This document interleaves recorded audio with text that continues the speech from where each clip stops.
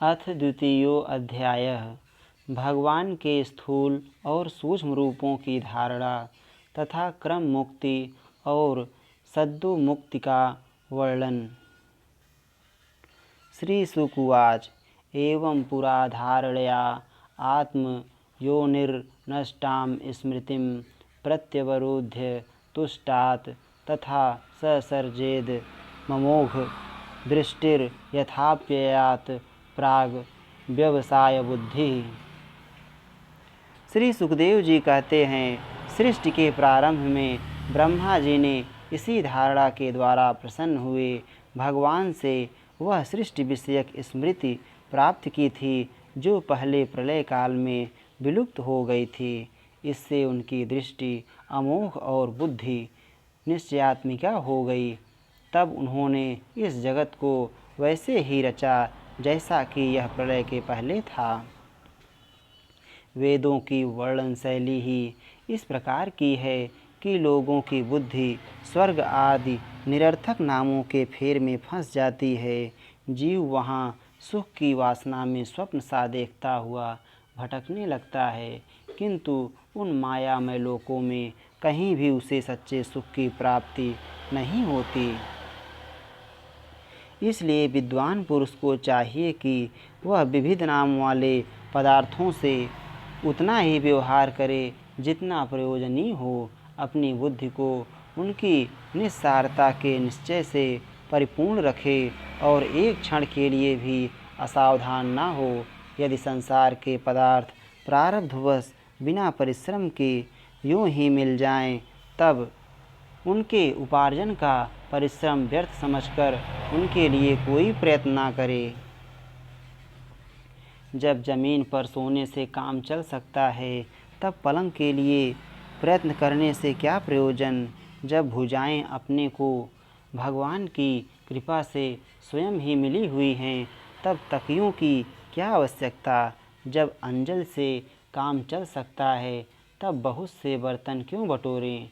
वृक्ष की छाल पहनकर या वस्त्रहीन रहकर भी यदि जीवन धारण किया जा सकता है, तो वस्त्रों की क्या आवश्यकता। पहनने को क्या रास्तों में चिथड़े नहीं हैं। भूख लगने पर दूसरों के लिए ही शरीर धारण करने वाले वृक्ष क्या फल फूल की भिक्षा नहीं देते। जल चाहने वालों के लिए नदियाँ क्या बिल्कुल सूख गई हैं। रहने के लिए क्या पहाड़ों की गुफाएं बंद कर दी गई हैं। अरे भाई, सब ना सही क्या भगवान भी अपने शरणागतों की रक्षा नहीं करते। ऐसी स्थिति में बुद्धिमान लोग भी धन के नशे में चूर घमंडी धनियों की चापलूसी क्यों करते हैं। इस प्रकार विरक्त हो जाने पर अपने हृदय में नित्य विराजमान स्वतः सिद्ध आत्मस्वरूप परम प्रीतम परम सत्य जो अनंत भगवान हैं, बड़े प्रेम और आनंद से दृढ़ निश्चय करके उन्हीं का भजन करें, क्योंकि उनके भजन से जन्म मृत्यु के चक्कर में डालने वाले अज्ञान का नाश हो जाता है। पशुओं की बात तो अलग है, परंतु मनुष्यों में भला ऐसा कौन है जो लोगों को इस संसार रूप बैतरणी नदी में गिरकर अपने कर्मजन्य दुखों को भोगते हुए देखकर भी भगवान का मंगलमय चिंतन नहीं करेगा। इन असद विषय भोगों में ही अपने चित्त को भटकने देगा।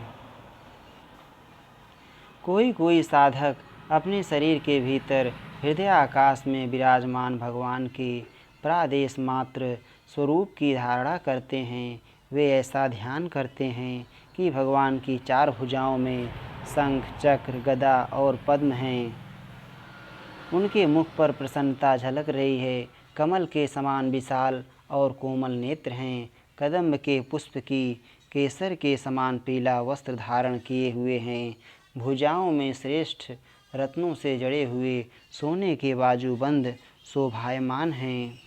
सिर पर बड़ा ही सुंदर मुकुट और कानों में कुंडल हैं, जिनमें जड़े हुए बहुमूल्य रत्न जगमगा रहे हैं।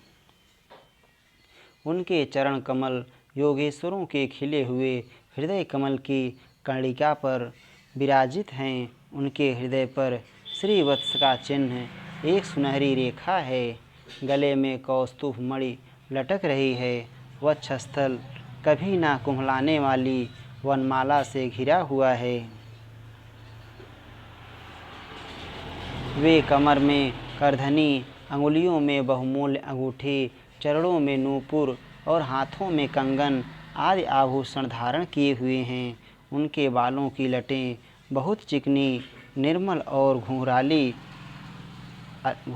और नीली हैं। उनका मुख कमल मंद मंद मुस्कान से खिल रहा है। लीलापूर्ण उन्मुक्त हास्य और चितवन से शोभायमान भौहों के द्वारा वे भक्तजनों पर अनंत अनुग्रह की वर्षा कर रहे हैं। जब तक मन इस धारणा के द्वारा स्थिर न हो जाए, तब तक बार बार इन चिंतन स्वरूप भगवान को देखते रहने की चेष्टा करनी चाहिए। भगवान के चरण कमलों से लेकर उनके मुस्कान युक्त मुख कमल पर्यंत समस्त अंगों की एक एक करके बुद्धि के द्वारा धारणा करनी चाहिए। जैसे जैसे बुद्धि शुद्ध होती जाएगी, वैसे वैसे चित्त स्थिर होता जाएगा। जब एक एक अंग का ध्यान ठीक ठीक होने लगे, तब उसे छोड़कर दूसरे अंग का ध्यान करना चाहिए। ये विश्वेश्वर भगवान दृश्य नहीं, दृष्टा हैं। सगुण निर्गुण सब कुछ इन्हीं का स्वरूप है। जब तक इनमें अनन्य प्रेममय भक्ति योग ना हो जाए, तब तक साधक को नित्य नैमित्तिक कर्मों के बाद एकाग्रता से भगवान के उपर्युक्त स्थूल रूप का ही चिंतन करना चाहिए। परीक्षित, जब योगी पुरुष इस मनुष्य लोक को छोड़ना चाहे, तब देश और काल में मन को ना लगाए। सुखपूर्वक स्थिर आसन से बैठकर प्राणों को जीतकर मन से इंद्रियों का संयम करे। तदनंतर अपने निर्मल बुद्धि से मन को नियमित करके मन के साथ बुद्धि को क्षेत्रज्ञ में और क्षेत्रज्ञ को अंतरात्मा में लीन कर दे। फिर अंतरात्मा को परमात्मा में लीन करके धीर पुरुष उस परम शांतिमय अवस्था में स्थित हो जाए। फिर उसके लिए कोई कर्तव्य शेष नहीं रहता। इस अवस्था में सत्वगुण भी नहीं है, फिर रजोगुण और तमोगुण की तो बात ही क्या है। अहंकार, महत्त्व और प्रकृति का भी वहाँ अस्तित्व नहीं है। उस स्थिति में जब देवताओं के नियामक काल की भी दाल नहीं गलती, तब देवता और उनके अधीन रहने वाले प्राणी तो रह ही कैसे सकते हैं। योगी लोग यह नहीं इस प्रकार परमात्मा से भिन्न पदार्थों का त्याग करना चाहते हैं और शरीर तथा उसके संबंधी पदार्थों में आत्मबुद्धि का त्याग करके हृदय के द्वारा पद पद पर भगवान के जिस परम पूज्य स्वरूप का आलिंगन करते हुए अनन्य प्रेम से परिपूर्ण रहते हैं, वही भगवान विष्णु का परम पद है। इस विषय में समस्त शास्त्रों की सम्मति है। ज्ञान दृष्टि के बल से जिसके चित्त की वासना नष्ट हो गई है, उस ब्रह्मनिष्ठ योगी को इस प्रकार अपने शरीर का त्याग करना चाहिए। पहले एड़ी से अपनी गुदा को दबाकर स्थिर हो जाए और तब बिना घबराहट के प्राणवायु को खट चक्र भेदन की रीत से ऊपर ले जाए।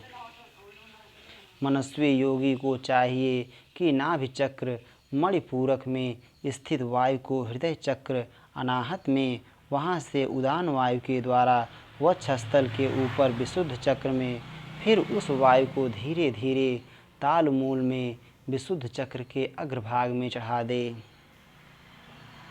तदनंतर 2 आँख, 2 कान, 2 नासा छिद्र और मुख, इन 7 छिद्रों को रोककर उस ताल मूल में स्थित वायु को भौहों के बीच आज्ञा चक्र में ले जाए।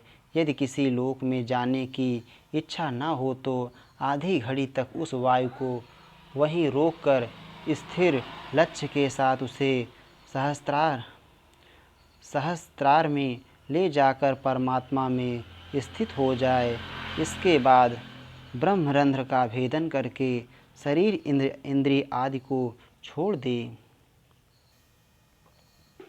परीक्षित, यदि योगी की इच्छा हो कि मैं ब्रह्मलोक में जाऊं, आठों सिद्धियां प्राप्त करके आकाशचारी सिद्धों के साथ विहार करूं, अथवा त्रिगुणमय ब्रह्मांड के किसी भी प्रदेश में विचरण करूं, तो उसे मन और इंद्रियों को साथ ही लेकर शरीर से निकलना चाहिए।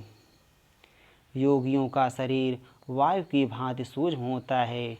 उपासना, तपस्या, योग और ज्ञान का सेवन करने वाले योगियों को त्रिलोकी के बाहर और भीतर सर्वत्र स्वच्छंद रूप से विचरण करने का अधिकार होता है।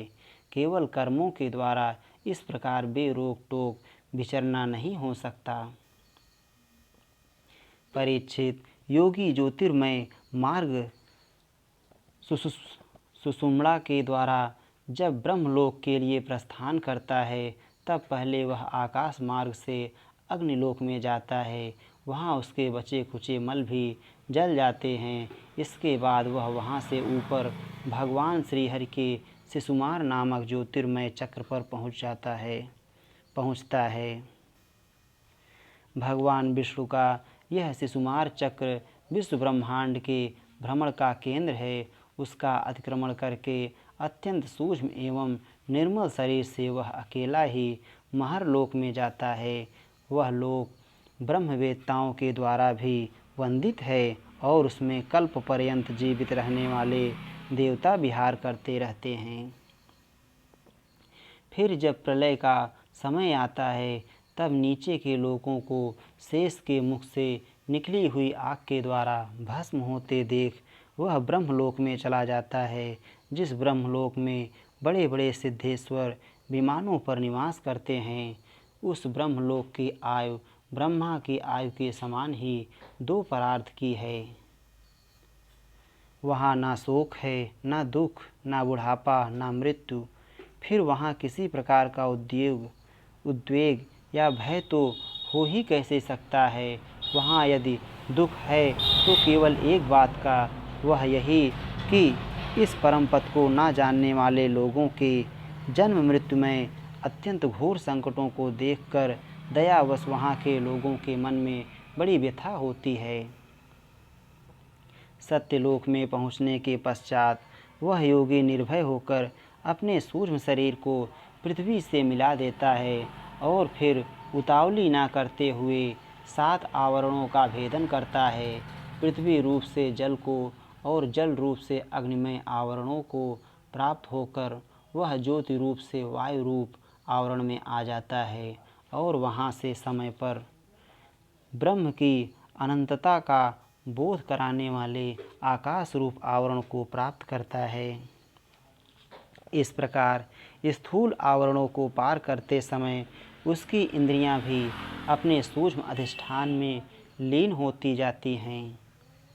घ्राणेन्द्रिय गंध तन्मात्रा में, रसना रस तन्मात्रा में, नेत्र रूप तन्मात्रा में, त्वचा स्पर्श तन्मात्रा में, श्रोत शब्द तन्मात्रा में और कर्मेंद्रियां अपनी अपनी क्रिया शक्ति में मिलकर अपने अपने सूक्ष्म स्वरूप को प्राप्त हो जाती हैं। इस प्रकार योगी पंचभूतों के स्थूल सूक्ष्म आवरणों को पार करके अहंकार में प्रवेश करता है। वहाँ सूक्ष्म भूतों को तामस अहंकार में, इंद्रियों को राजस अहंकार में तथा मन और इंद्रियों के अधिष्ठाता देवताओं को सात्विक अहंकार में लीन कर देता है। इसके बाद अहंकार के सहित लय रूप गति के द्वारा महत्तत्व में प्रवेश करके अंत में समस्त गुणों के लय स्थान प्रकृति रूप आवरण में जा मिलता है। परीक्षित, महाप्रलय के समय प्रकृति रूप आवरण का भी लय हो जाने पर वह योगी स्वयं आनंद स्वरूप होकर अपने उस निवारण रूप से आनंद स्वरूप शांत परमात्मा को प्राप्त हो जाता है। जिसे इस भगवानमयी गति की प्राप्ति हो जाती है, उसे फिर इस संसार में नहीं आना पड़ता। परीक्षित, तुमने जो पूछा था उसके उत्तर में मैंने वेदोक्त द्विविध सनातन मार्ग, सद्यो मुक्ति और कर्म मुक्ति का तुमसे वर्णन किया। पहले ब्रह्मा जी ने भगवान वासुदेव की आराधना करके उनसे जब प्रश्न किया था, तब उन्होंने उत्तर में इन्हीं दोनों मार्गों की बात ब्रह्मा जी से कही थी। संसार चक्र में पड़े हुए मनुष्य के लिए जिस साधन के द्वारा उसे भगवान श्री कृष्ण की अनन्य प्रेममयी भक्ति प्राप्त हो जाए, उसके अतिरिक्त और कोई भी कल्याणकारी मार्ग नहीं है। भगवान ब्रह्मा ने एकाग्र चित्त से सारे वेदों का 3 बार अनुशीलन करके अपनी बुद्धि से यही निश्चय किया कि जिससे सर्व आत्मा भगवान श्री कृष्ण के प्रति अनन्य प्रेम प्राप्त हो, वही सर्वश्रेष्ठ धर्म है। समस्त चर अचर प्राणियों में उनके आत्मा रूप से भगवान श्री कृष्ण ही लक्षित होते हैं, क्योंकि ये बुद्धि आदि दृश्य पदार्थ उनका अनुगमन कराने वाले लक्षण हैं। वे सबके साक्षी एकमात्र दृष्टा हैं। परीक्षित, इसलिए मनुष्यों को चाहिए कि सब समय और सभी स्थितियों में अपनी संपूर्ण शक्ति से भगवान श्री हरि का ही श्रवण, कीर्तन और स्मरण करे। राजन, संत पुरुष आत्मस्वरूप भगवान की कथा का मधुर अमृत बांटते ही रहते हैं। जो अपने कान के दोनों में भर भर कर उनका पान करते हैं, उनके हृदय से विषयों का विषैला प्रभाव जाता रहता है, वह शुद्ध हो जाता है और वे भगवान श्री कृष्ण के चरण कमलों की सन्निधि प्राप्त कर लेते हैं। इति श्रीमद्भागवते महापुराणे पारमहंस्यां संहितायां द्वितीयस्कन्धे पुरुषसंस्थावर्णनं नाम द्वितीयो अध्यायः। श्री राधा वल्लभ लाल की जय।